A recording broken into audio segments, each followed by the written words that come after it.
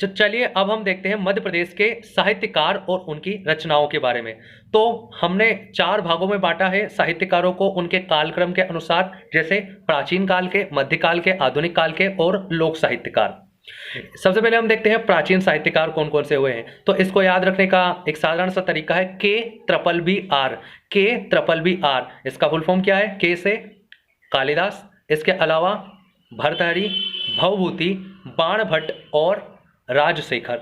सबसे पहले हम देखते हैं कालिदास के बारे में। तो महाकवि कालिदास ये उज्जैन के राजा विक्रमादित्य या कहे चंद्रगुप्त विक्रमादित्य के दरबार में नवरत्नों में से एक थे। इन्हें महाकवि या कवि कुलगुरु की उपाधि दी गई है। इन्होंने 7 रचनाएं प्रमुख रूप से लिखी हैं। 7 किताबें इनकी देखने को मिलती है, जिसमें 2 महाकाव्य, 2 खंडकाव्य और 3 नाटक देखने को मिलते हैं। 2 महाकाव्य कौन कौन से? रघुवंश और कुमार संभवम। वही रघुवंश और कुमार संभवम। वहीं 2 खंडकाव्य कौन कौन से? ऋतु संहार और मेघदूत। ऋतु संहार और मेघदूत। ऋतु संहार इनकी पहली रचना मानी जाती है। वहीं 3 नाटक भी लिखे हैं। कौन कौन से?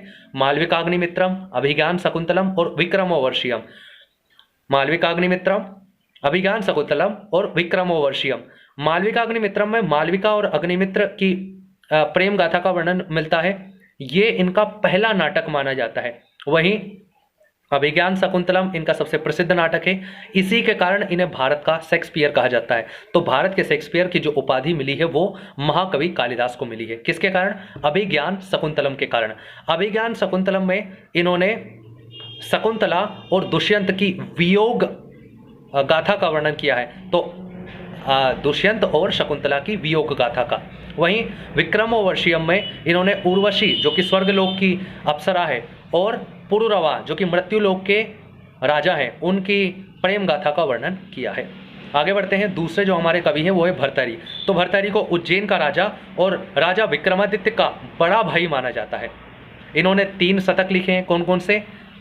श्रृंगार शतक, वैराग्य शतक और नीति शतक। श्रृंगार शतक, वैराग्य शतक और नीति शतक।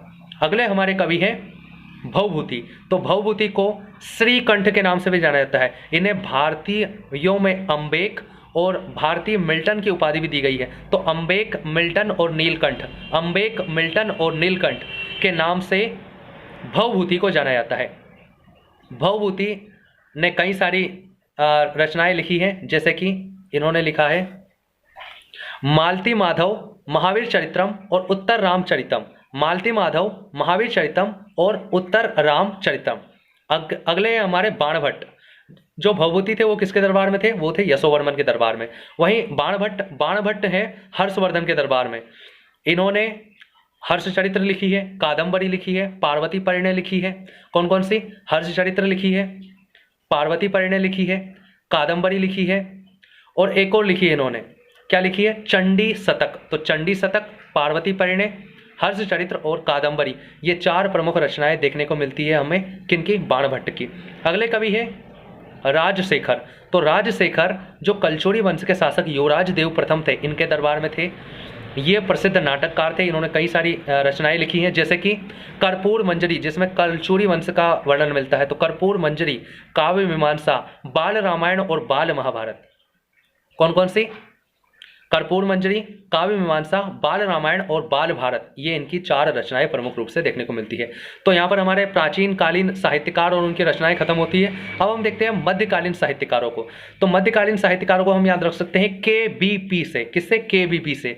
तो K से हो जाएंगे हमारे केशवदास, B से हो जाएंगे हमारे भूषण और P से हो जाएंगे हमारे पद्माकर। इन तीनों साहित्यकारों का संबंध हमें बुंदेलखंड से देखने को मिलता है। केशवदास के बारे में देखते हैं। तो केशवदास का जन्म ओरछा में हुआ था। कहाँ हुआ था? ओरछा में हुआ था। इन्हें कठिन काव्य का प्रेत भी कहा जाता है और इनकी जितनी भी रचनाएं हैं वो श्रृंगार रस से परिपूर्ण है। श्रृंगार रस मुख्यतः देखने को मिलता है। कौन कौन सी रचनाएं हैं इनकी? कवि प्रिया, रसिक प्रिया, रामचंद्रिका, कवि प्रिया, रसिक प्रिया, रामचंद्रिका और विज्ञान गीता। कवि प्रिया, रसिक प्रिया, रामचंद्रिका और विज्ञान गीता किनकी रचनाएं हैं? केशवदास की। आगे बढ़ते हैं। तो अगले हमारे भूषण। तो भूषण का नाम वास्तव में भूषण नहीं है, इनका नाम हमें पता ही नहीं है। इनका उपनाम लेकिन हमें देखने को मिलता है। इनका उपनाम है जटाशंकर। क्या है? जटाशंकर। किसके दरबार में थे? छत्रसाल के दरबार में थे। तो कवि भूषण छत्रसाल के दरबार में थे और जितनी भी शिवाजी और भूषण से संबंधित शिवाजी और छत्रसाल से संबंधित जितनी भी रचनाएं हैं वो इन्होंने लिखी है। जैसे शिवराज भूषण, छत्रसाल दशक, भूषण हजारा। शिवराज भूषण, छत्रसाल दशक, भूषण हजारा, ये सारी रचनाएं किनकी है? भूषण की है। अगले कवि हमारे पद्माकर। पद्माकर का जन्म सागर में हुआ था।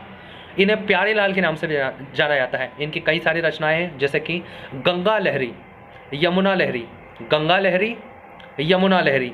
इसके अलावा इन्होंने लिखा है जगत विनोद, राम रसायन, हितोपदेश। जगत विनोद, राम रसायन, हितोपदेश। और एक और लिखी है प्रबंध 50। तो कौन कौन सी लिखी है पद्माकर ने? गंगा लहरी, यमुना लहरी, जगत विनोद, हितोपदेश, राम रसायन और प्रबंध 50 किन्होंने लिखी है? प्रबोध 50 हमारे पद्माकर ने। अगला हम देखते हैं राजा भोज। तो राजा भोज भी मध्यकाल में ही थे, राजपूत काल से संबंधित हैं। इन्होंने भी कई सारी रचनाएं, कई सारे काव्यों की रचना की है। जैसे कि पहला था भोज प्रबंधनम। भोज प्रबंधनम इनकी आत्मकथा है। तो भोज प्रबंधनम, सरस्वती कंठाभरण, विद्या विनोद, समरांगण सूत्रधार, सिद्धांत संग्रह और चारु चर्चा। तो ये इनकी रचनाएं हैं प्रमुख प्रमुख। कौन कौन सी? भोज प्रबंधनम, सरस्वती कंठाभरण, विद्या विनोद, सिद्धांत संग्रह, समरांगण सूत्रधार और चारु चर्चा। वहीं अगले जो हमारे कवि हैं जो मध्यकाल में देखने को मिलते हैं, एक है हमारे बिहारी। तो कवि बिहारी का संबंध ग्वालियर से है। इन्होंने बिहारी सतसई लिखी थी। तो यहाँ पर हमारे प्राचीन कालीन और मध्यकालीन साहित्यकार और उनकी रचनाएं पूरी सहायता समाप्त होती है। धन्यवाद।